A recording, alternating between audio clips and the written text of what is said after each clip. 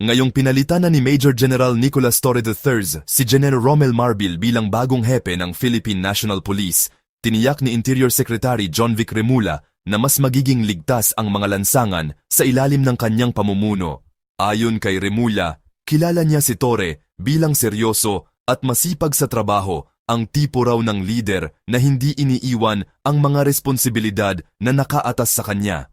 Kaya naman kumpiyansa siyang tama ang desisyong ginawa ni Pangulong Bongbong Marcos sa pagtalaga kay Torre bilang bagong PNP chief.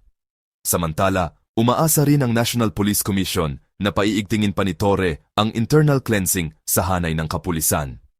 Sabi ni Napolcom Vice Chair Rafael Calinisan na patunayan na raw niya ang dedikasyon ni Torre noong magkasama pa sila sa Quezon City.